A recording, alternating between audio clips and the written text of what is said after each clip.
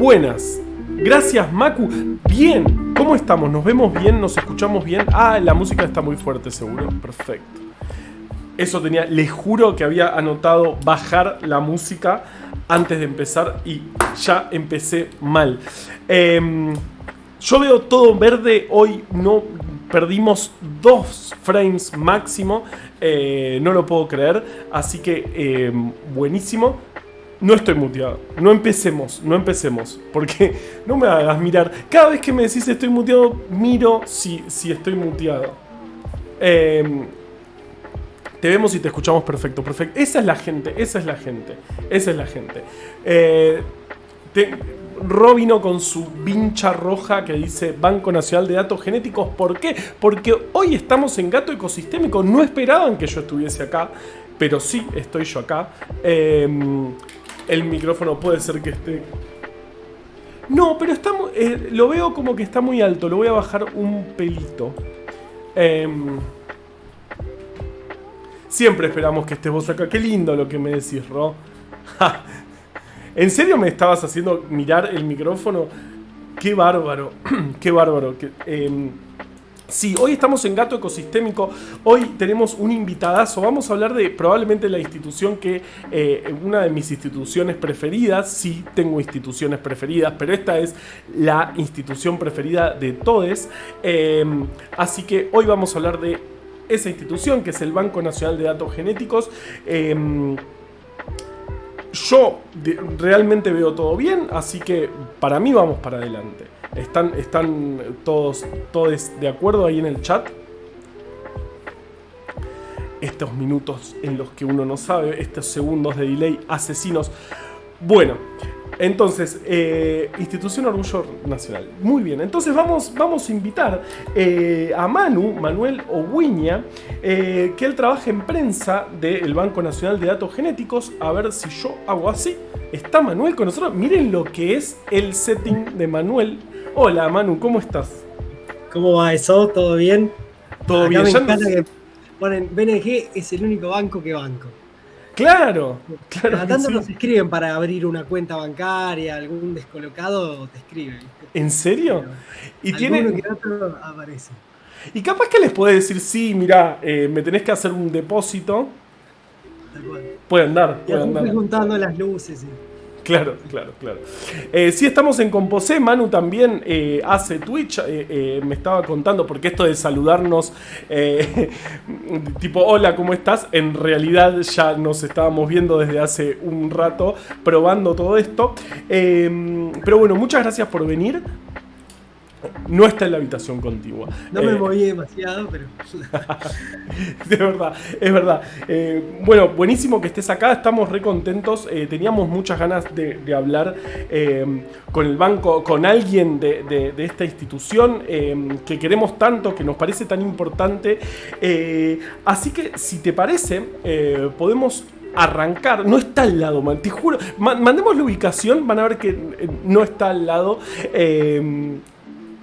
Podemos empezar con la historia del banco, cómo surge, en qué momento histórico surge y qué significó esa gran pregunta, creo yo. Tal cual.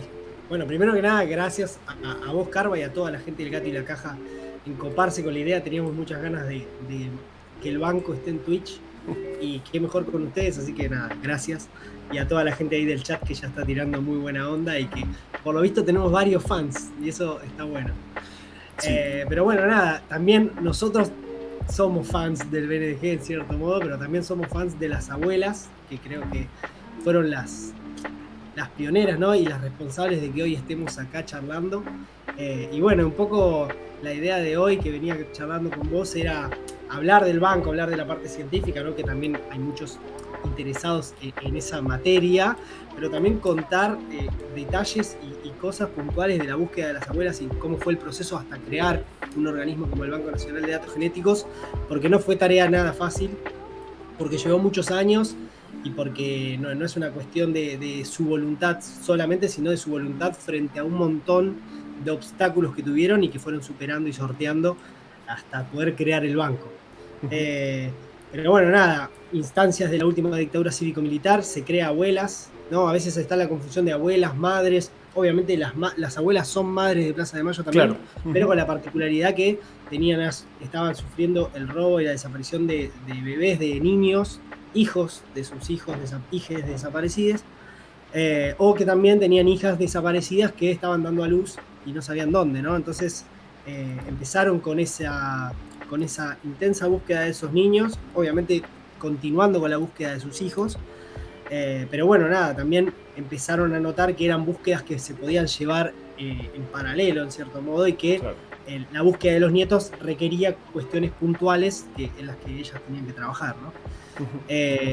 Obviamente uno se pone a pensar en la dificultad de la tarea y de buscar, se estima que son 500 bebés en un país tan grande como el nuestro, y tratar de localizarlas básicamente por sus caras, ¿no? Porque esa era la primer técnica que tuvieron las abuelas, era reunirse, ir a la salida de los jardines, ir a la salida de los hospitales, tratar de localizar por las caritas, por algún registro de adopción, en algún centro de adopción, encontrar a esos bebés robados, y realmente era una tarea muy difícil, que sin embargo dio buenos resultados. No es que no encontraron a ningún nieto, sino que aparecieron nietos, y mismo cuando empieza el banco o la ciencia a intervenir en la búsqueda de las abuelas, también el hecho de encontrar a los nietos sin la ciencia de por sí tenía un papel fundamental.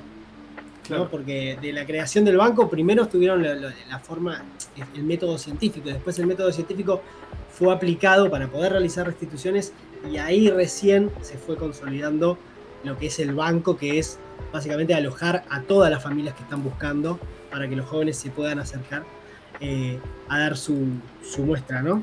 Claro, claro. Pero bueno, nada, fue un proceso muy largo, un proceso que llevó a las abuelas de viaje por el mundo a difundir la búsqueda, tan importante búsqueda, y fue algo que requirió también de contactos argentinos, como fue el caso de Víctor Penchazade, que es otra estrella, ¿no? de esta historia, que bueno, Víctor estaba exiliado en Estados Unidos, en instancia de la dictadura también había intentado secuestrarlo, logró escapar de la situación y se exilia en Estados Unidos, donde se nuclea con la Asociación Americana por el Avance de la Ciencia. Y eso está bueno también de contar, porque a veces uno busca Mary Claire King o busca abuela genética y aparece Mary Claire King, que quizás es la figura más reconocida, la cara más conocida del índice de abuelidad, pero realmente fue un equipo de trabajo que había, por ejemplo, estaba Cristiano Rego, que de Chile, Eric Stover de la Universidad de Berkeley, bueno, Mary Claire King, también estuvo Eric Stover, y este interrogante que las abuelas le plantearon despertó un interés muy importante en ellos, en tratar de darle una respuesta a las abuelas, y que fue este famoso índice de abuelidad, ¿no? Claro, porque, digamos, me empezaron mirando nenitos, nenitas de más o menos mi nieto, mi nieta debería tener esta edad, pero la pregunta, creo yo, en esa época, estamos hablando a principios de los 80, tal vez todavía nosotros en dictadura, era una pregunta que no tenía respuesta, que no se podía, digamos, no se podía identificar a un nieto si no estaban los padres. Era un desafío científico impresionante. Entonces, ese primer viaje me vuelve loco a mí, esto que contás de ese primer viaje por el mundo, buscando expertos y expertas de todos lados, en genética y en estadística sobre todo, para ver cómo resolvemos esta pregunta que la humanidad no se hizo antes. Eso a mí me parte la cabeza. Es muy loco porque además uno piensa, ¿no? Las abuelas se encuentran con esta idea, con esta gran pregunta a partir de una noticia en el diario del Día de la Plata, ¿no? Que básicamente encuentran la noticia que dice que un padre tenía que reconocer un hijo porque se estableció un vínculo biológico a través de un estudio de sangre. Claro. Cosa que uno hoy escucha y dice, bueno, sí, están todas las series, todas las novelas, las películas, en todos se tiene que hacer el ADN para ver si es hijo o no es hijo, pero la realidad es que en el principio de los 80 no estaba en el pensamiento popular algo tan, no era una resolución tan sencilla el hecho de ir a hacerte. Es más, no se estudiaba el ADN en profundidad en esa época, y por eso fue tan fuerte esa pregunta, ¿no? Que a veces uno se olvida de dimensionar el contexto en el cual las abuelas se hacen estas preguntas, que no es el que vivimos ahora, ¿no? Claro. Es impresionante, claro, porque, digamos, se usaban, al principio no se usaba ADN, sino se usaban otros marcadores sanguíneos, tengo entendido, que eran un poquito, digamos, tenías 3 posibilidades en todo el planeta, en toda la humanidad, o algo así, digamos, muy poca definición. Entonces, claro, antes de, o claro, hoy decís un ADN, me hago un ADN para saber si soy hijo, soy hija o lo que sea, y es algo normal, pero en esa época no se hablaba. Claro, qué impresionante. Entonces, bueno, ellas empezaron a viajar por el mundo, y empezaron a reunir a estos científicos y científicas, y ahí surge, y ahí se logra. ¿Cómo sigue la historia? Esa es la pregunta. Bueno, está muy bueno porque logran establecer este índice de habilidad, que básicamente es un cálculo estadístico que parte de la lógica de que cada uno de nosotros estamos compuestos por el 50% de la información genética de nuestro papá y el 50% de nuestra mamá, y ante la ausencia de esa generación, la de los padres, se puede inferir que el 50% del ADN del abuelo que llega al padre llega en un 25% al hijo, ¿no? Al nieto sería. Entonces, ese nieto que está compuesto por el 50% de cada uno de sus padres está compuesto al mismo tiempo por el 25% de cada uno de sus abuelos, ¿no? Entonces, un poco esa misión que les dio este índice de habilidad a las abuelas era, bueno, hay que conseguir la información genética de los 4 abuelos para poder conseguir, ¿no?, el 100% de la información genética de la persona que queremos identificar y que estamos buscando, ¿no? Claro.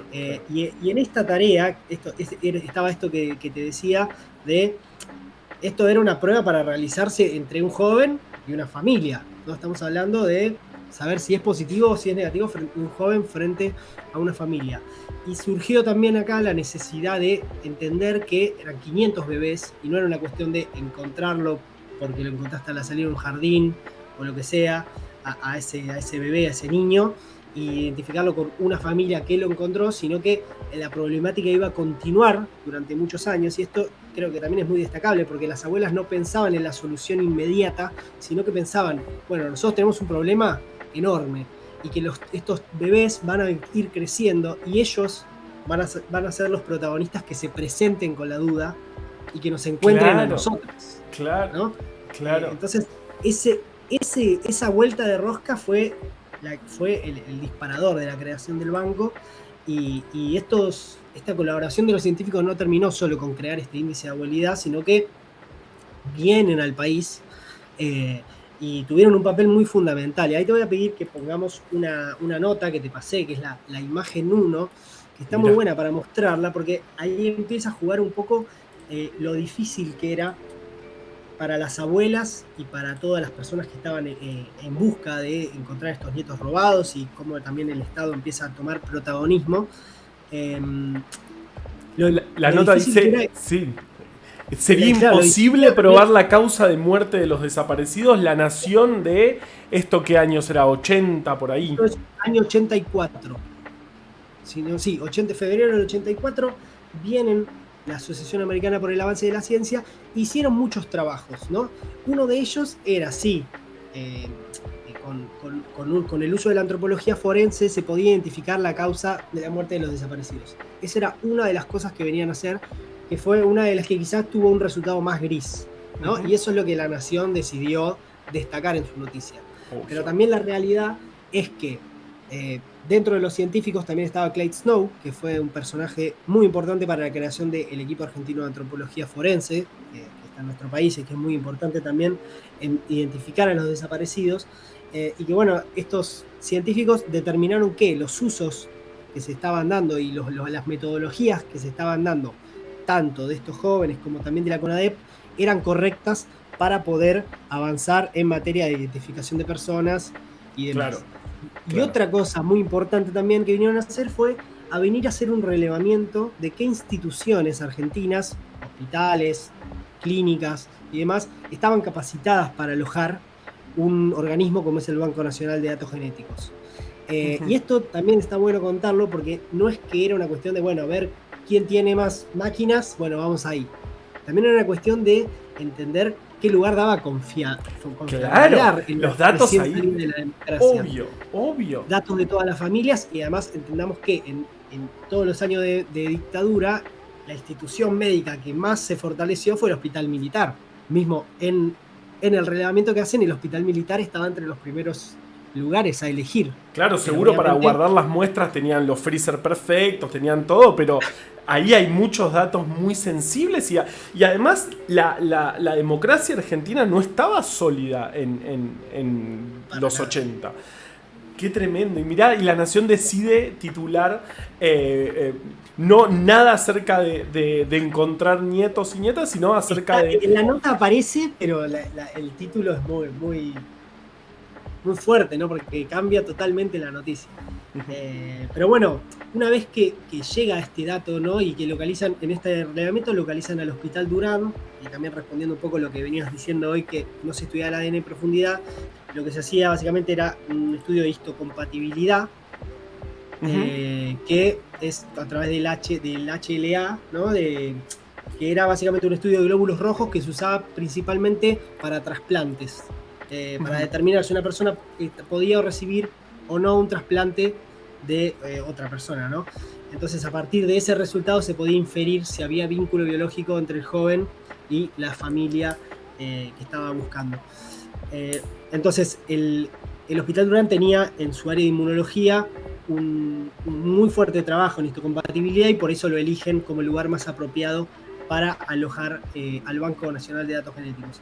Y acá Ajá. viene esto que te decía también de la búsqueda paralela de una institución o un lugar para alojar este banco, con también empezar a probar el índice de abuelidad. La primera restitución que se dio fue muy particular, que fue la de Paula Balogares, porque la abuela, como les contaba, la encuentra a la salida de un jardín, ¿sí?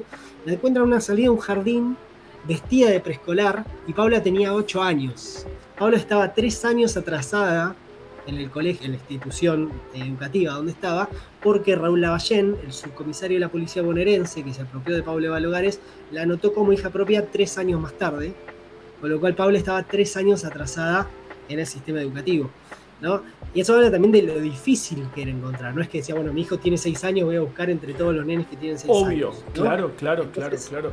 era realmente muy complejo y bueno, una vez que localizan a Paula, juntan la información genética de los abuelos, desabuelos de Paula, y se hace la comparación y da positivo, y así se logra la primera restitución del banco de un caso de un joven frente a una familia, ¿no?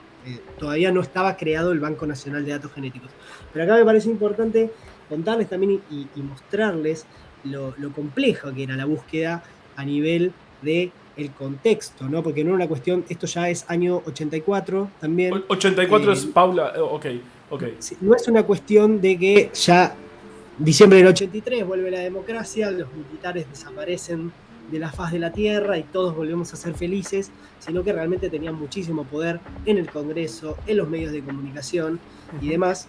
Y por ejemplo, la imagen 2 que te mandé es una nota de Vamos. la revista Gente que habla mucho de cómo, de lo difícil y el debate que había en torno a la restitución. No era una cuestión de que todos los fantasmas de la dictadura desaparecieron, sino que, por ejemplo, la revista Gente hace una nota de 6 páginas o 8 páginas, larguísima, de la historia de Pablo Balogares, y que básicamente se llama El drama de Paulita, y lo que hace la nota constantemente era comparar la vida de Paula con su mamá apropiadora y la vida de Paula ahora que la abuela la recuperó. Y básicamente todo el tiempo están poniendo en comparativas. Por ejemplo, en las otras páginas que después la pueden buscar, está en internet esta nota, decía, por ejemplo, el cuarto de Paula de antes, y era un cuarto hermoso, con muñecas, no sé qué, el cuarto de Paula ahora. Y era un cuarto mucho más humilde, nada fuera de lo común, pero bueno, todo el tiempo destacando esto. Acá los dos textuales: es mi hija y me la sacaron, es mi Terrible. nieta y la recuperé, ¿no? Las dos Entonces, campanas, plena teoría de los dos demonios, tremendo. tremendo, tremendo, y que realmente se replicaban muchísimo de los casos que ahora después vamos a ver un caso más con un videito que te mandé que también fue muy emblemático, pero que fue unos años más tarde, si bien también el proceso de restitución de esos chicos que fue los Reyes de Tolosa empieza en el año 89, bastante contemporáneo a lo de Paula. Pero una vez localizada a Paula y restituida a través del índice de abuelidad, ahí es cuando las abuelas, ya con la confirmación de que este índice funcionaba y que el Hospital Durán era una institución capaz de alojar un banco de datos genéticos, se reúnen con Alfonsín. ¿no? Ajá. Y se reúnen con Alfonsín, y ahí es la imagen 3 que te pasé, y fue una reunión que tuvo muchísimo revuelo en nuestro país y muchísimo revuelo en los medios de comunicación, cosa que no pasaba tanto cuando se hablaba de la búsqueda de los desaparecidos, la búsqueda de los nietos y demás. Esta nota tuvo repercusión y estuvo en las tapas de Clarín y de La Nación, y básicamente las abuelas de Plaza de Mayo se reúnen con Alfonsín, febrero del año 86, y ya le plantean la necesidad de crear un banco de datos genéticos.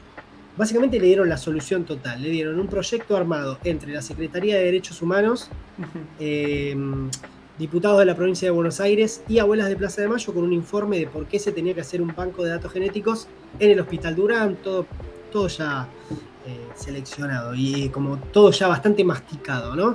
Y así Alfonsín tardó un poco el proceso, pero en junio, en mayo en realidad, del año 87, al año siguiente, llama a sesiones extraordinarias y se llevan un paquete de leyes bastante grande, y estaba también la ley del Banco Nacional de Datos Genéticos. Esa primer ley del banco, que también fue bastante particular. ¿Por qué? Porque no es que todas las leyes que estaban surgiendo en el Congreso iban alineadas al banco, sino todo lo contrario. La ley del banco fue una ley que vulgarmente podemos decir que se metió medio por la ventana, que Claro, no tuvo debate prácticamente, sí, que hablaba sí. como de identificación de personas, si bien después en los puntos de la ley se habla de los niños desaparecidos y demás. Era una ley que creaba un instituto para identificar personas de casos particulares, de criminalística, también de la búsqueda de los nietos, pero que no tuvo relevamiento en los medios. La noticia no se debatió en el Congreso, se votó por unanimidad, sin demasiado revuelo, y al mismo tiempo, a los 7 días, el Congreso votó la ley de obediencia debida. En Entonces, eso estaba pensando, claro, claro.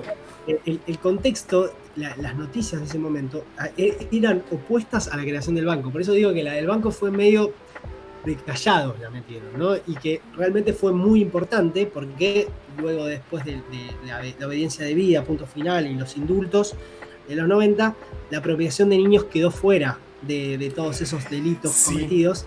Entonces, una herramienta como el banco fue el último movimiento antes de que se cierre la puerta, para poner un palo para trabar el cierre, ¿viste? Para poder pasar por abajo y seguir en la búsqueda de memoria y verdad y justicia. Y por eso también es tan importante la ley del banco, con todas estas particularidades que tiene, ¿no? Y que tuvo.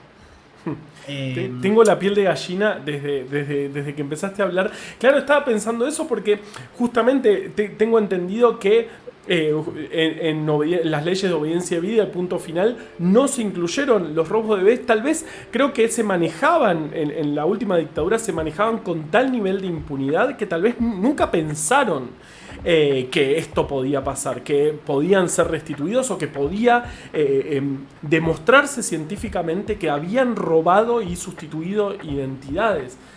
Yo creo que tal vez viene de ahí, con el nivel espantoso de impunidad que se manejaron, ¿no? Tal cual, tal cual. La verdad que sí, pero bueno, como decimos siempre, la creación del banco fue como el broche de oro, esta gran búsqueda de las abuelas. Y si bien obviamente las abuelas siguen activas y siguen trabajando, es importante destacar esto de el papel del Estado como motor de la búsqueda, ¿no? Tanto con el banco, como con la CONADI, como las unidades fiscales especializadas en delitos de apropiación, porque el Estado es quien se robó esos 500 bebés, y es el Estado quien tiene que devolverlos, ¿no? Entonces, está bueno también destacar eso.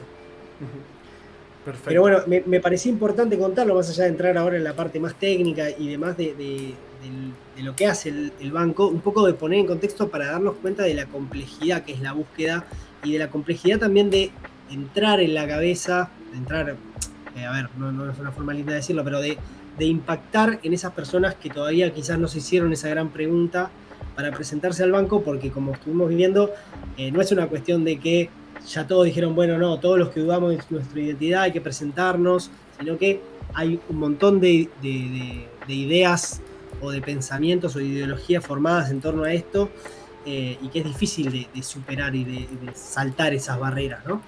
Sí, sí, Bueno, sí, el sí. caso de los Reyardo Tolosa es un caso muy particular, porque ya con la creación del banco y todo, Miara, que fue el apropiador, empezó a hacer una campaña de desprestigio al banco para tratar de bajar la prueba de esa prueba de sangre, ¿no? Él estaba exiliado con los mellizos en Paraguay, logran extraditarlo y antes de volver empieza a hacer toda una campaña en los medios de malos trabajos en torno al banco. Se hizo un allanamiento dentro del Banco Nacional de Datos Genéticos en esa época por esta restitución y por la de otra nieta, Elena Galinari Binet. Entonces, realmente había toda una campaña de desprestigio y había toda esta campaña, como en el caso que vimos de Pablo Balogares, de comparar las dos campanas, ¿no? Los chicos Ricciardo Tolosa empezaron a crecer, vuelven a la Argentina, dan positivo, pero llevó todo un proceso muy largo restituirlos, y desde el 89, que fue que extraditaron a Miara junto a los niños y vinieron a Argentina, en el 94 recién le dan la tenencia a la familia Tolosa, que era la familia del lado paterno, claro, de los mellizos. Y ahí, con Miara ya preso y todo, había todo un circuito básicamente para volverlo loco a Eduardo Tolosa, con los nenes que decían que iban al colegio, pero los pasaba a buscar un auto y los llevaba a la cárcel a ver a Miara para decirles qué tenían que decirle al tío. Cuestiones de rebelarse frente al tío muy fuertes, y que terminó directamente en llevar a los medios, a los chicos, a hablar mal de su tío biológico, ¿no?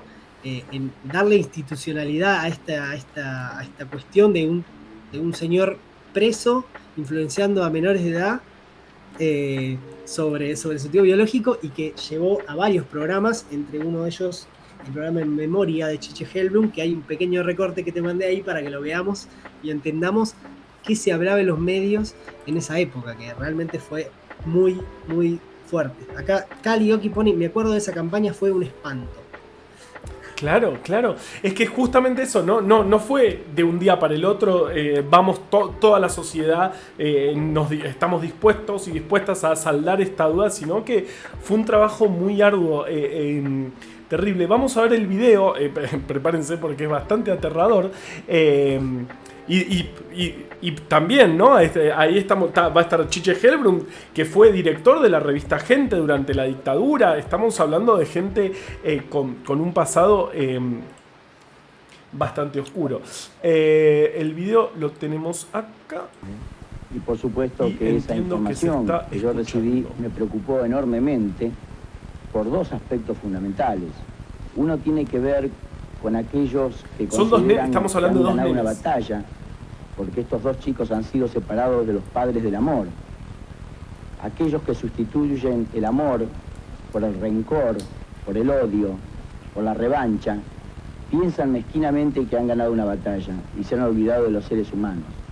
De estos dos seres humanos, cuyo único pecado es haber recibido el cariño, el amor y el afecto, que no van a abandonar nunca, por más presiones que tengan, hacia aquellos que le dieron precisamente esos sentimientos. Diputado, aparte de este episodio, yo me quiero preguntar, ¿ustedes qué saben lo que pasó en la Argentina hace 20 años, 15 años, 10 años? Padres del amor. ¿Cuál fue el proceso, digamos, de los desaparecidos? ¿Tienen idea de la historia reciente ustedes? Cuando se oyen hablar de eso, ¿saben de qué se trata?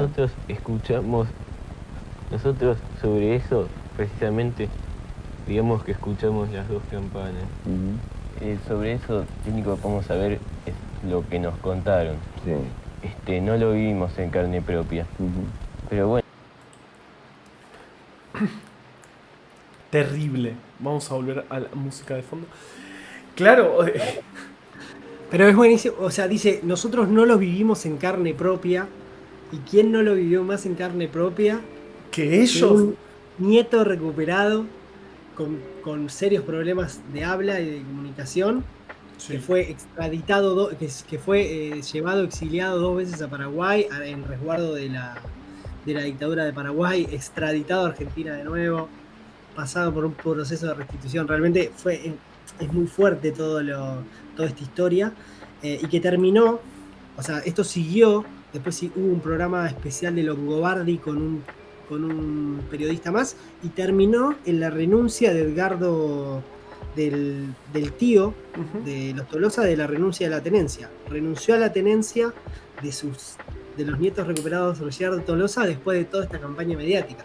Entonces, realmente lo difícil que es luchar contra estos monstruos en cierto modo, por así decirlo. Totalmente.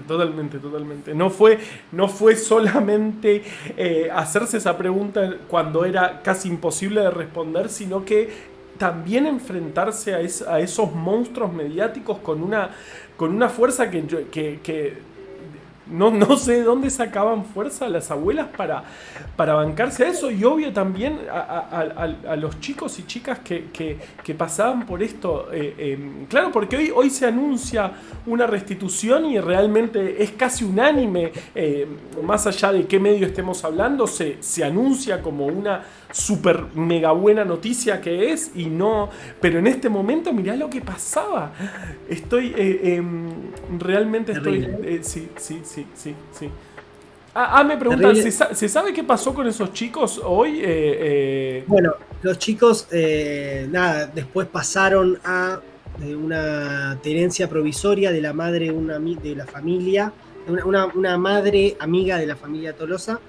Y hoy en día, la verdad es que no conozco tanto todo el proceso, ¿no? de principio de adultez, finales de adolescencia y demás, pero hoy en día están muy alineados a la búsqueda de las abuelas y demás. Nosotros cuando vamos a eventos de abuelas suelen participar en los aniversarios y demás, así que la historia de cierto modo terminó con un final feliz. Pero esto es algo muy importante, y ya entrando en todo lo que tiene que ver con la actualidad del banco y demás, en entender también de lo difícil que es el proceso, ¿no? De asumir que uno es un nieto de las abuelas, y más teniendo en cuenta que probablemente o fuiste apropiado por personas de la fuerza o de familias cercanas a la fuerza, porque más del 60% de los nietos recuperados están en estos casos, ¿no? De familias de fuerza de seguridad o familias cercanas a la fuerza. Entonces, no es que es de un día para el otro, no es que ya en tu cabeza tenés formada la imagen de las abuelas como los buenos y los militares como los malos, sino que hay distintos casos, y también pasaba esto del poder que tenían los militares. Hay un caso también muy importante del nieto Pedro Sandoval Fontana, que le van a hacer el allanamiento, y ya entrando un poco en los tipos de muestras que hacemos, además de la sangre y los hisopados, que son nuestras muestras más frecuentes, también hay allanamientos de jóvenes que se cree que pueden ser nietos de las abuelas y que se llevan a través de la justicia todos esos procesos, y se va a su casa a tomar su muestra. Bueno, claro, no es que van espontáneamente a dar, digamos, van y sacan muestra de alguna cosa, de algo que usen, una cosa así. No, en realidad, primero lo que se hace es citar a la persona a la justicia 2 veces. Si la persona no se presenta, ahí es cuando se va a la instancia de allanamiento. Okay. Lo ideal siempre es ir a la parte de requisa personal, que es la primera etapa de esa medida, que tiene que ver con tomar prendas que la persona viste en el momento. Puede ser medias, ropa interior, una remera, todo lo que esté en constante rozamiento con la piel, porque eso nos va a dar muy buen ADN. Y después está la parte de allanamiento, que ya tiene que ver sí con elementos, pero bueno, no vamos a tener la certeza de que el ADN que nos vamos a llevar sea efectivamente de la persona de nuestro interés, ¿no? Porque si ese joven que hoy tiene 40 años tiene una mujer y 2 hijos, ¿cómo sabemos qué cepillo de dientes es el de él si ya se negó a dar sangre, se negó a dar hisopo, ¿no? Entonces seguramente no llevemos algo que no es lo que más nos sirve, ¿no? Y esto tiene que ver con una anécdota de Pedro Sandoval Fontana, uno de los nietos restituidos, que hoy tiene una actividad muy cercana a las abuelas, que participa y mismo participó del evento de los 30 años del banco, pero que en ese momento su apropiador, estando preso, logró avisarle qué día iban a ir a allanarle, y le cepilló los dientes al perro y entregó el cepillo de dientes con la saliva del perro, ¿no? Y obviamente después, cuando se hizo el estudio en el banco, se dieron cuenta de forma muy fácil que no era ADN humano, ¿no? Pero bueno, nada, también habla del poder de los militares estando presos aún, y eso es realmente terrorífico, ¿no? Qué tremendo. Perfecto, bueno, entonces empiezan a restituir, empiezan a generarse técnicas, ¿no? Creo que técnicamente empieza a ser cada vez más factible, incluso se puede tomar muestras a partir digamos, es más sencillo tener muestras genéticas de las personas, y el banco empieza a crecer. Siempre que en el Hospital Durán. Exacto, sí, en el Hospital Durán ya se empieza a estudiar el ADN, surge el ADN mitocondrial, que para nosotros es como uno de los, dentro de la batería de estudios que usamos, es un resultado bastante importante en definir o no si una persona incluye o en realidad más que es obligatorio, básicamente, que incluya con su linaje materno por ADN mitocondrial. Entonces todas estas técnicas sí se empezaron a aplicar dentro del Hospital Durán, pero bueno, también empezó a surgir la necesidad de hacer crecer al banco, de proyectar hacia el futuro, entender también que cuando se crea el banco, la figura de la ciudad de Buenos Aires era distinta a la actual. ¿Sí? Ajá, era la claro. municipalidad de la ciudad de Buenos Aires y era la capital federal. Hoy es la ciudad autónoma de Buenos Aires. Entonces, el Hospital Durán pasó de ser un hospital perteneciente a la capital federal de la nación a pasar a ser parte de la ciudad autónoma de Buenos Aires. Entonces, también la necesidad de volver a ese rango de nación saliendo de la ciudad autónoma, ¿no? Uh-huh. Entonces, por eso también la necesidad de una segunda ley, que fue la 26.548, que lo que hizo fue trasladar al banco del Durán, de la ciudad de Buenos Aires, al Ministerio de Ciencia y Tecnología de la Nación, ¿no? Sí, sí. Para, obviamente, solucionar esto que dio con los cambios de figuras de la ciudad, pero también con la posibilidad de ampliar la capacidad técnica del banco. Bueno, para que se den una idea, y con las falencias que conocemos que lamentablemente tienen muchos hospitales de nuestro país, ustedes imagínense que el banco era un servicio de...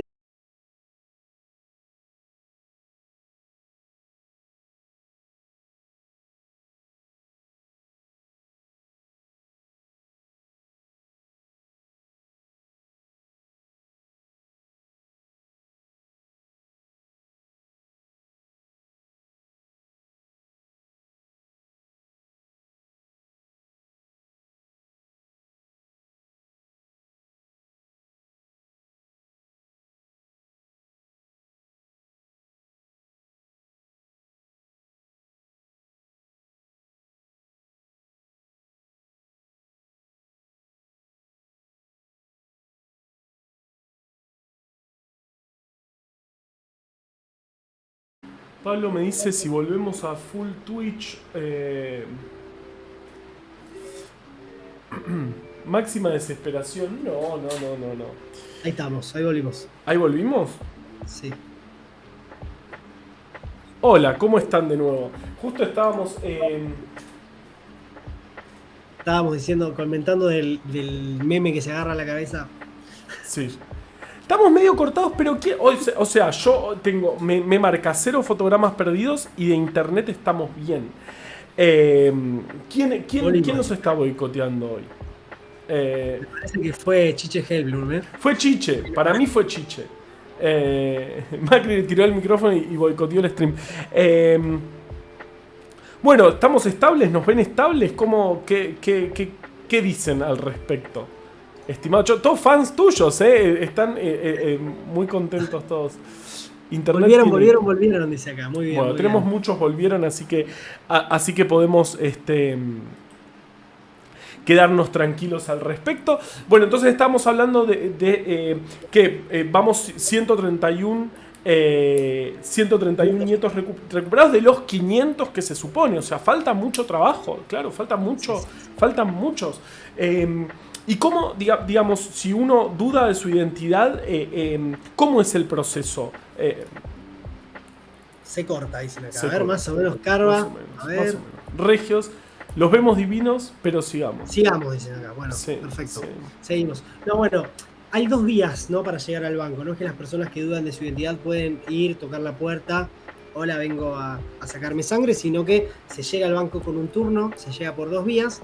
La primera es la Comisión Nacional por el Derecho a la Identidad, que es otro organismo del Estado, perteneciente al Ministerio de Justicia, que lo que hace es recibir a los jóvenes que dudan de su identidad, escuchar su historia, ¿no? Claro. Identificar si dentro de la historia hay algo que sea como una especie de pista para poder seguir indagando, ¿no? Si la partida de nacimiento fue falsificada, fraguada y demás, si fue firmada por alguna partera en particular, pero también... Claro que ya sabemos, porque digamos, este régimen tremendo de apropiación era una estructura del Estado en ese momento, ¿no? Tenían sus parteras, quienes anotaban a los chicos y chicas, o sea, se puede encontrar por ahí indicios de que esta persona puede ser, ¿no?, hijo o hija desaparecido. Sí, porque además lo que tiene es que el banco, o sea, es decir, los jóvenes vienen al banco, ¿no? Los jóvenes se presentan a la CONADI y este sistema de apropiación excede, ¿no? a lo que tiene que ver con la dictadura. Es decir, la dictadura utilizó un sistema de apropiación de niños que ya existía en nuestro país y estaba aceitadísimo, y eso es lo que les permitió localizar a los 500 bebés robados durante la última dictadura. No es que ellos inventaron la apropiación de niños, sino lejísimos de eso.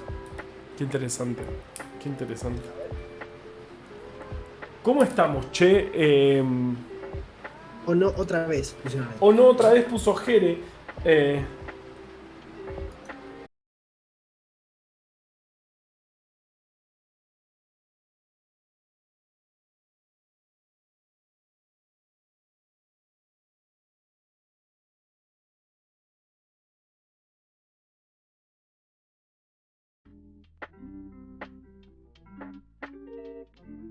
Acá. Yo creo que ahí estamos. Díganos, estimado chat, si nos están viendo bien. Volvió la imagen. Ahora sí, mucho más fluido. Entonces es Restream. Es la segunda vez que nos hace esto Restream. Tenemos que hablar Restream. Y igualmente seguramente seguía hablando del chat. Para mí, ¿sabes, Manu? Siempre lo que me hace... Siempre hay un momento, yo estaba mostrando, me acuerdo en los momentos más difíciles de la pandemia, mostrando gráficos, haciendo análisis y el chat hablando de milanesas literalmente. Que las milanesas son algo muy importante. Sí, claro, estoy de acuerdo, pero el chat hablando de milanesas y yo trabajando. ¿Qué, ¿Vamos a hacer un sorteo, me decías? Contanos el sorteo. Ahí puse el link en Google Form, como se cortó y nos bancaron, 40 personas ahí bancando a pesar del corte. Ahí puse el link, porfa, los que puedan ahí, agárrenlo, cópienlo y cada tanto péguenlo. Así que los que quieran participar, llenan ahí los datos, nombre, teléfono, email, y hacemos el sorteo entre todos los que se anoten. Después vemos la cantidad que sorteamos, pero vamos a estar generosos. Es hermoso el libro de los 30 años. El libro de los 30 años del banco, la segunda edición, así que nada, tenemos varios para sortear entre los participantes del chat.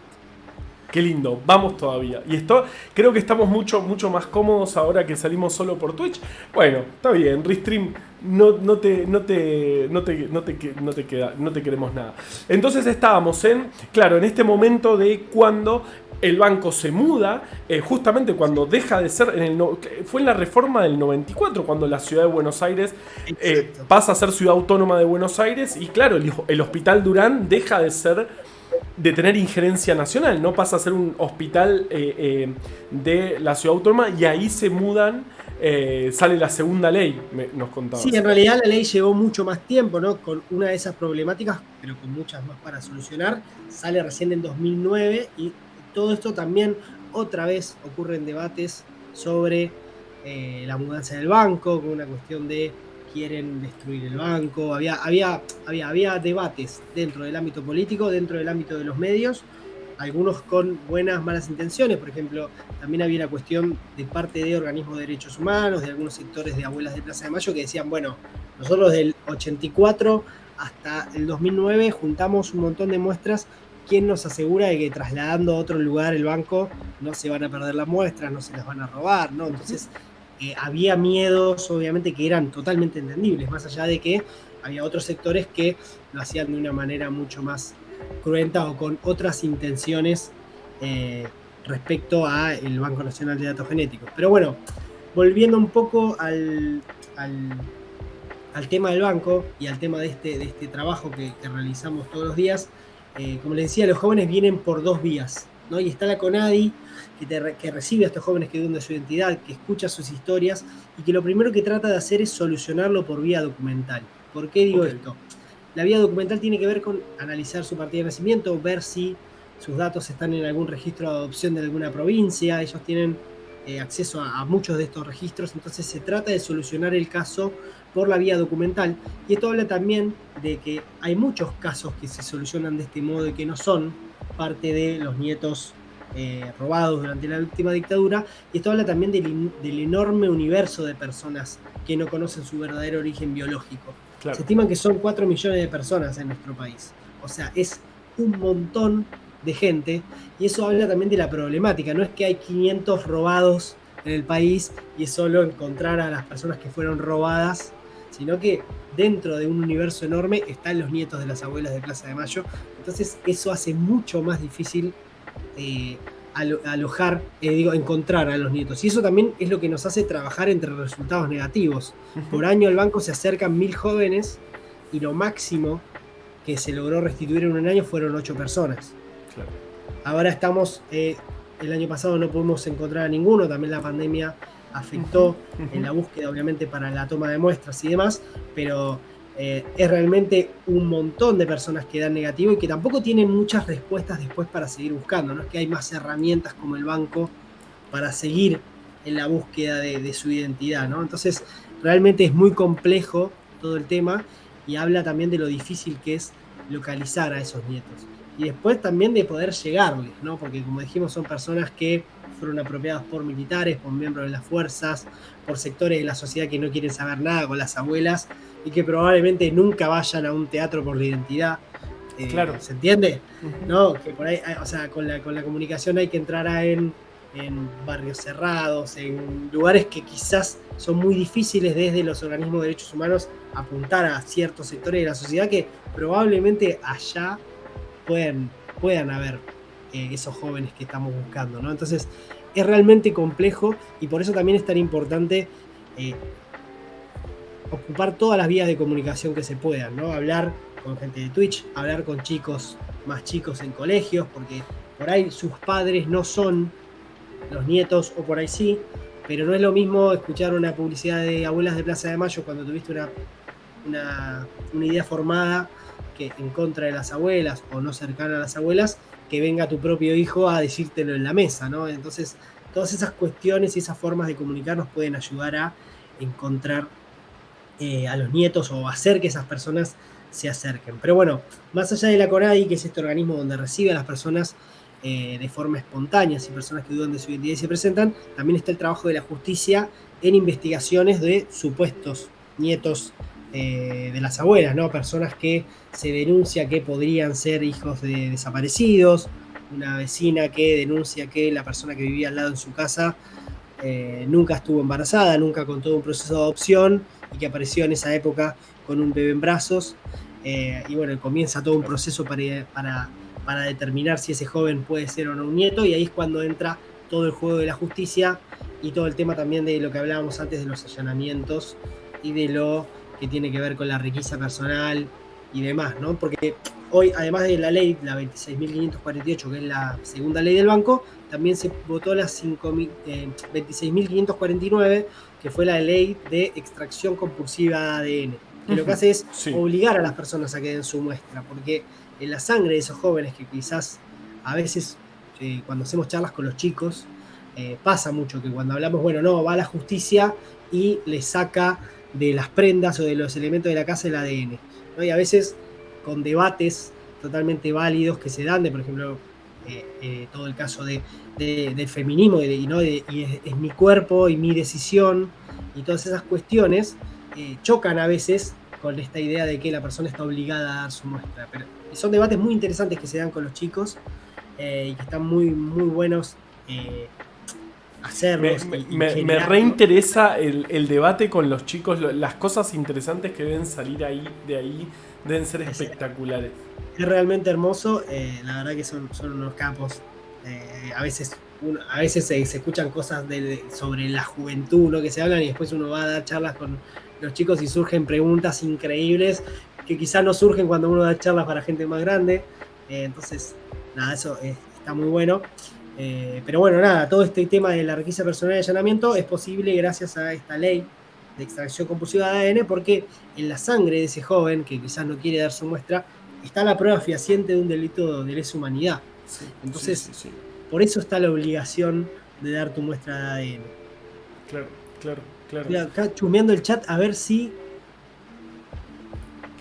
¿Cómo viene el chat? ¿Se está notando en el sorteo? Acá Calioki dice: creo que el BNDES y la CONADI son las dos instituciones nacionales más importantes y cuyo trabajo es del más maravilloso que tenemos en nuestro país. Orgullo enorme. Bueno, muchas gracias, Cali. La verdad que está bueno, volviendo a esto de los chicos y los colegios, está buenísimo el hecho de que el banco es un claro ejemplo de cómo la ciencia responde a un problema social, ¿no? Y es una pregunta que cuando sos chico, o por lo menos en mi caso, que no fue como vos, Carva, que le interesó tanto que decidió después estudiar exactas y demás, yo todo lo contrario. Entonces yo decía, ¿para qué corno me va a servir esto? O sea, ¿para qué corno me va a servir la física, la química, la matemática, ¿no? Y demás. Y el banco es una gran respuesta a esa interrogante que se hacen muchos jóvenes cuando están estudiando, y que también es una clara demostración de cómo distintas profesiones, tanto biólogos, bioquímicos, bueno, comunicadores, abogados, antropólogos, gente de sistemas, abogados ya nombré, hay muchos abogados. Claro, sí. Pero gente de administración pública, realmente el universo de los trabajadores del banco es muy grande, y también demuestra el enorme campo para investigar y para desarrollarte como profesional según tus intereses y demás. Y eso a los chicos, cuando vos vas y das la charla y que por ahí están pensando que estudiar, está bueno porque les abre otro panorama de todas las cosas que se pueden hacer estudiando una sola carrera, ¿no? Obvio. Y que no es que si sos abogado vas a terminar en un estudio de abogados, y si sos comunicador vas a trabajar con Chiche Hellblum. No, ni nada por el estilo. Todo lo contrario, fíjate, todo lo contrario. Macu pregunta si se confirma que una persona es nieto o nieta, ¿es obligatorio que su familia biológica sepa? Bueno, esta es una muy buena pregunta y tiene que ver, es como el cierre del debate que damos con los chicos siempre de, bueno, yo no estoy de acuerdo, yo estoy de acuerdo. Lo que se dice siempre es esto, que cada caso es un hilo con dos puntas donde está ese joven que puede querer saber o no de su identidad, pero también en la otra punta del hilo hay una familia que está buscando hace más de 40 años y que es importante darle una respuesta. Entonces, cuando un caso da positivo, a la familia se le informa que su nieto fue encontrado, pero si la persona no quiere tener un vínculo con su familia biológica, no se le dan más datos, ¿sí? Es decir, no es que obligatoriamente tienen que conocerse, tienen que tener los datos del nieto recuperado, sino que eso ya pasa a ser decisión de cada persona. Las abuelas siempre dicen, los esperamos más de 40 años, imagínense si no los vamos a esperar unos meses, unos años, hasta que procesen algo tan grosso, ¿no? Como darte cuenta que después de 40 años tus papás no son tus papás, que tenés una familia que te buscó durante tanto tiempo. Pero bueno, la realidad es que hay casos que acceden de inmediatamente, hay casos que les cuesta más, pero la realidad es que del otro lado no hay más que amor, ¿no? Y una búsqueda de tantos años, y cuesta pensar un poco los aspectos negativos en cuanto al vínculo con las familias. Después hay otras cuestiones que tienen que ver con yo te perdí. Restituir mi identidad. Ahí estamos. Te perdí yo, pero porque fui yo. Ahora fui yo. Me gusta, ese es el título, ¿no? Del otro lado no hay más que amor. 40 años de búsqueda. Realmente. Qué increíble. Y todo este trabajo, y ahora ya que llegar a un edificio donde trabajan un montón de profesionales de distintas áreas, para esto es una historia hermosa, realmente es una historia que hay que contarla permanentemente. Empezaron mirándole a la carita de los nenes saliendo del jardín a ver si mi hijo tendría que tener un bebé de más o menos esta edad, y ellas buscando hasta armar toda esta estructura que es encima reconocida en todo el mundo. Es un orgullo para nosotros y para probablemente para todo el mundo. Preguntan ¿dónde funciona? No es en farmacia y bioquímica, es en... Nosotros somos un organismo autónomo y autárquico del Estado que está bajo la órbita del Ministerio de Ciencia y Tecnología. Uh-huh. ¿Sí? Trabajamos, nuestro edificio es el que era la Secretaría de Ciencia y Tecnología antes de que se cree el GIOL, que es el edificio del Ministerio hoy, donde está el Centro Cultural de la Ciencia y demás. Nosotros ocupamos el edificio anterior, que la verdad que está bastante bueno, y que es donde hoy nos desarrollamos. Pero estaba muy bueno esto que decías, Carva, de todo lo que lograron, y por ahí no lo dijimos, pero el Banco Nacional de Datos Genéticos es el primer banco genético del mundo.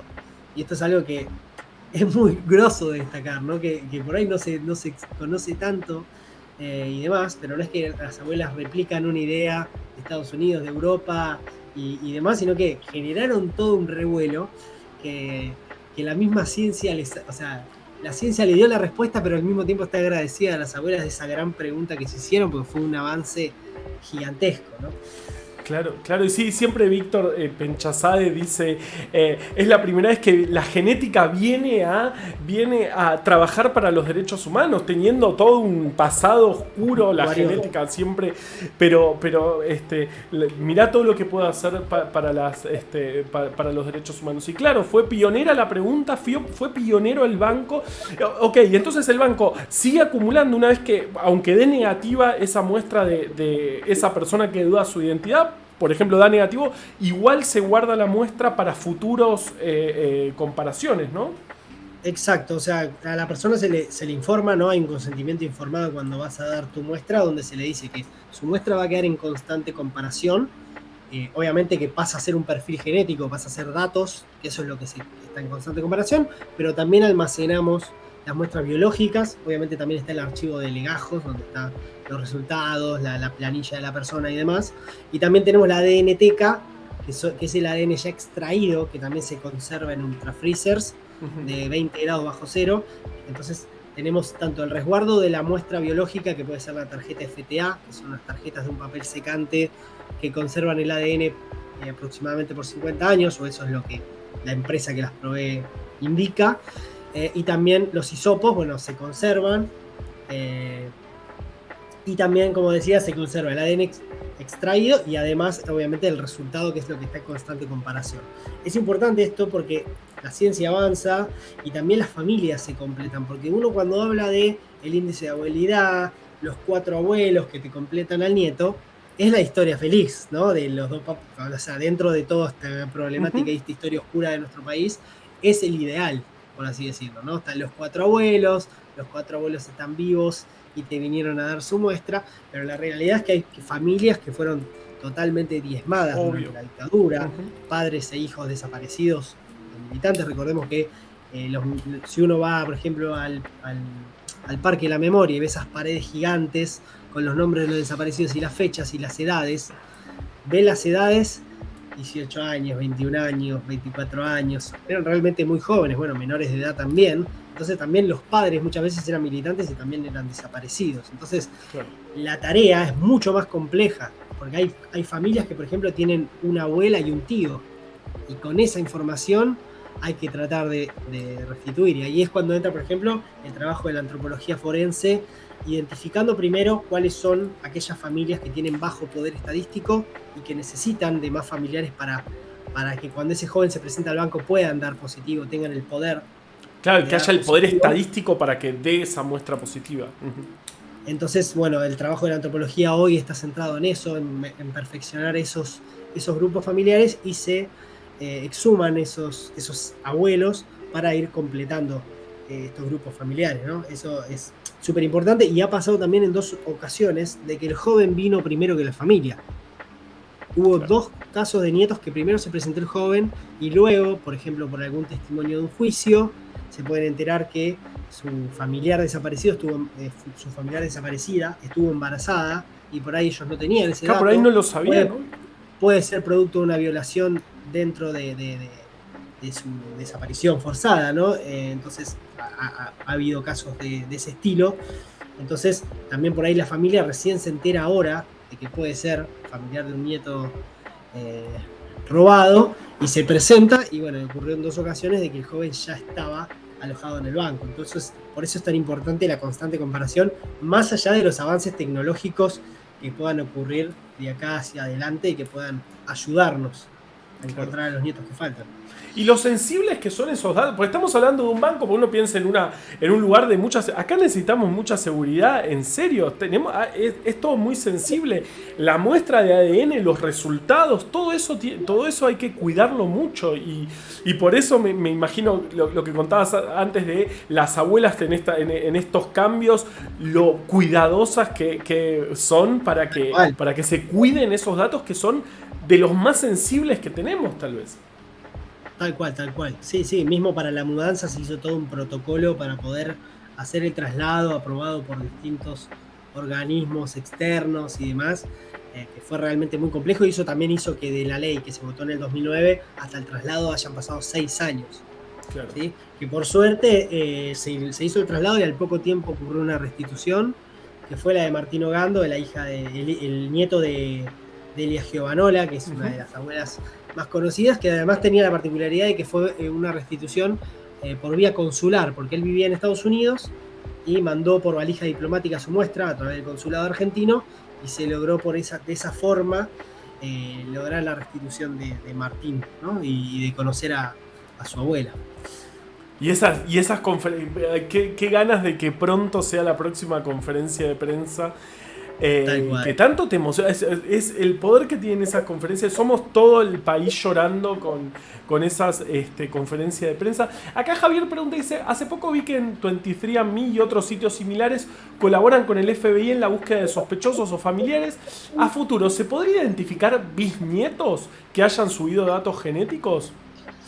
Bueno, con respecto a estos sitios, la realidad es que demasiada información no tengo, no quiero decir cosas que no son, pero sí, lo que sí te puedo decir, Javier, es que hoy en día uno de los objetivos principales que tenemos, tanto nosotros como las abuelas, como también la ciencia, es una segunda gran pregunta que le hacen las abuelas a la ciencia, es si la sangre de los bisnietos nos puede servir para encontrar a los nietos que faltan, ¿no? Y que sean estos jóvenes, hoy adolescentes, los nuevos protagonistas de la búsqueda, y que a partir de ellos puedan identificarse a sus padres. O que sus padres, o pueda identificarse que sus padres han sido apropiados durante la última dictadura. Ese es el gran desafío que hoy tiene la ciencia para que la búsqueda continúe a flor de piel, porque obviamente uno cuando tiene 40 años, cuando ya tiene su familia, su casa, un título, o lo que sea, igual ahora con 40 cada vez cuesta más todo eso, pero hablando en serio, es muy difícil cuestionarse estas cosas, ¿no? Y realmente no solo es difícil cuestionarse, sino que también es un proceso no, para nada sencillo, ¿no? Más allá del hecho de esto que decía de hay solo amor y demás. La realidad es que si vos sos biólogo o cualquier otra profesión que requiere una matrícula, y vos de un día para el otro pasás a ser otro nombre, tenés que ir a la UBA a decir, no, yo en realidad no me llamo Carva, me llamo tal, pero soy la misma persona, me tienen que dar un título nuevo con este nombre.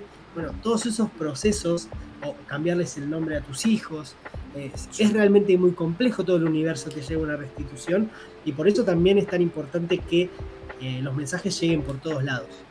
Porque en la comodidad a veces uno tiende a conformarse, ¿no? Imagínense si alguien que más o menos está hecho se va a poner a cuestionar algo tan complejo que le va a dar vuelta toda su vida. Claro que es la base, es la identidad, nada menos que la identidad. ¿Quién sos? Tu historia, qué barbaridad. Claro, son procesos, incluso seguramente el cambio del DNI debe ser pesadísimo y complejísimo. Sí, en realidad el cambio del DNI es lo menos engorroso porque es como un acto político, en cierto modo, de él entregar el DNI al nieto. Pero después cuando vas a la Universidad de Córdoba a decir, no, yo soy el nieto no sé cuánto, denme mi título nuevo, porque tengo que ejercer de ingeniero, bueno, no es tan sencillo todo el proceso. Imagínense que si sin cambiarte el nombre ya tardan 1 año y medio en darte el título. Claro. Realmente es muy complejo todo esto, así que nada, es importante. La burocracia es importante y pesada, imagínate, la parte interna y psicológica, obviamente. Y algo que decías vos hoy, esto de la identidad, obviamente la identidad es mucho más que los genes, mucho más que el ADN, pero lo que siempre decimos es, la identidad biológica es la raíz del árbol, ¿no? Y construir todo sin una raíz sólida hace que todo se pueda derrumbar más fácil, y por eso también decidir con la verdad es la única forma de construir, ¿no? Me parece que eso es lo más importante. O sea, con la verdad se puede construir realmente y se puede decidir. Entonces, después si el nieto decide o no tener vínculo con su familia biológica, decide o no cambiarse el nombre del DNI, eso es un dato menor en cierto modo. Lo importante acá es darle una respuesta a estas abuelas que están buscando hace tantos años que le robaron bebés y que hoy, después de 40 años, han abocado toda su vida, han frenado toda su vida y dedicado 100% a la búsqueda de estos jóvenes, y todos nosotros tenemos que formar parte de esta búsqueda, tanto los que trabajamos en el banco como toda la sociedad, porque todos somos el Estado, y el Estado es quien tiene que darle una respuesta al banco, ¿no? A las abuelas, perdón.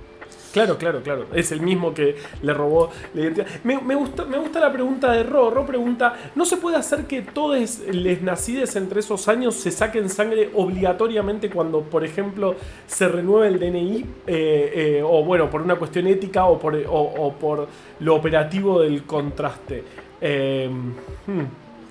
Bueno, esa es una pregunta interesante porque despierta también todo lo que tiene que ver con lo que tiene que ver con falsos positivos, falsos negativos, ¿no? A veces mucho de lo que decimos es la genética por sí sola no dice nada.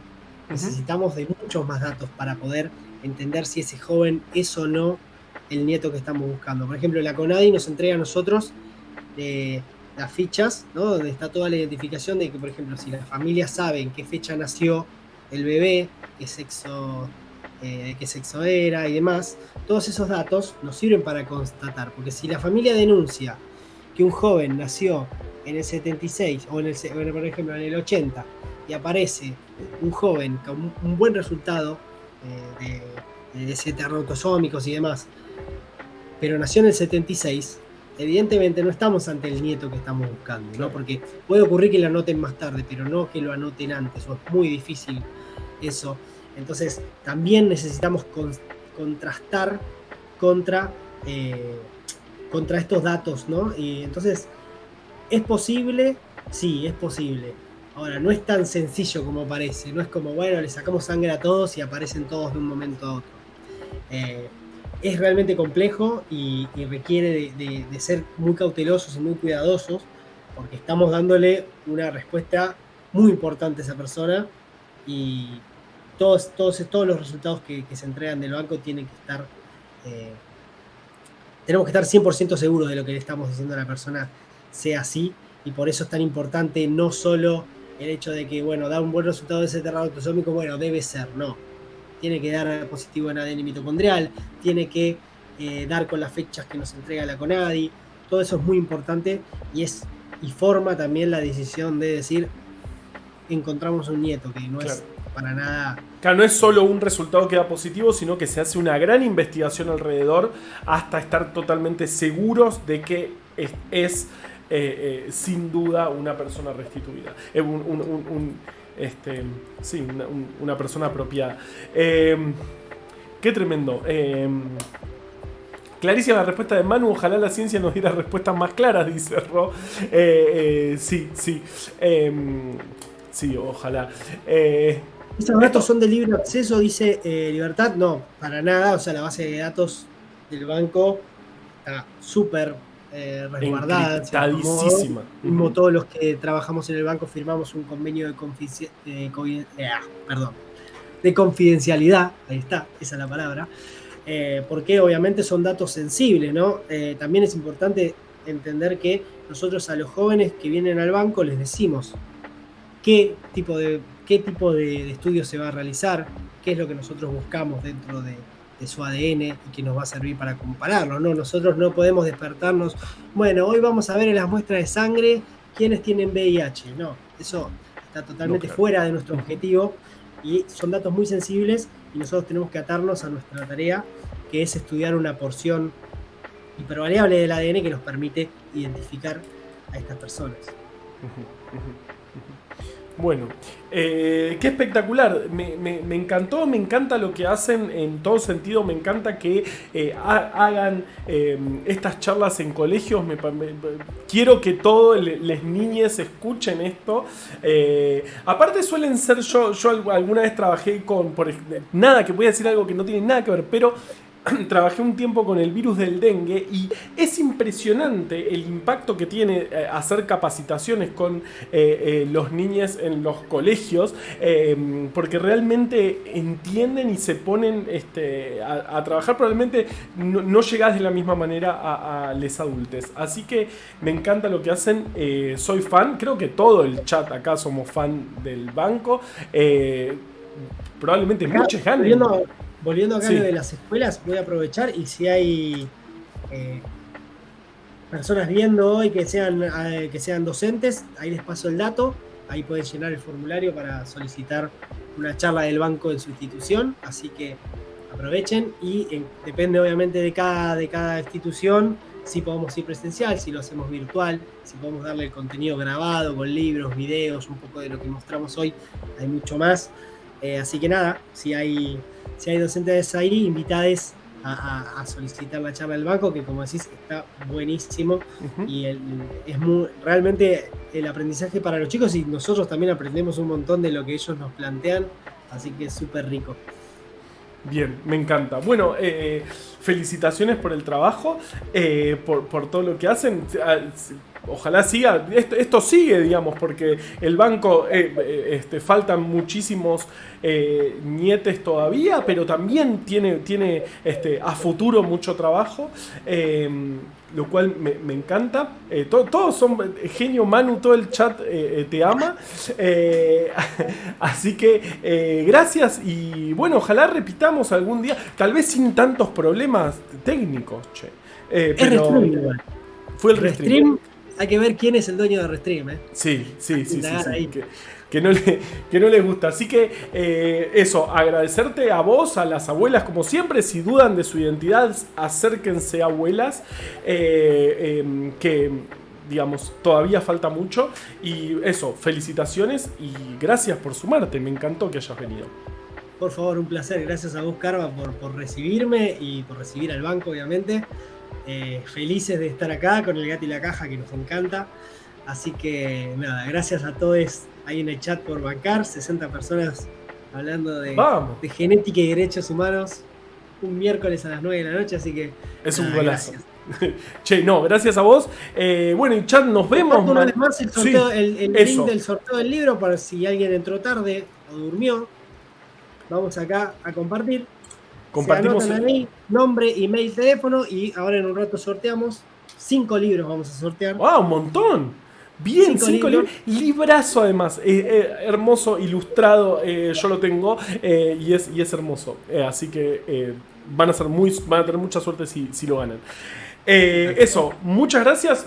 Mañana nos vemos. Mañana vamos a hacer cualquier cosa, como siempre los jueves, así que yo creo que con la credibilidad del lunes y la charla de hoy ya tenemos un montón de margen para tirar. Podés hablar de milanesa.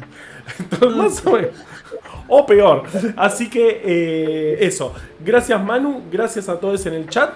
Nos estamos viendo y chau. Nos vemos.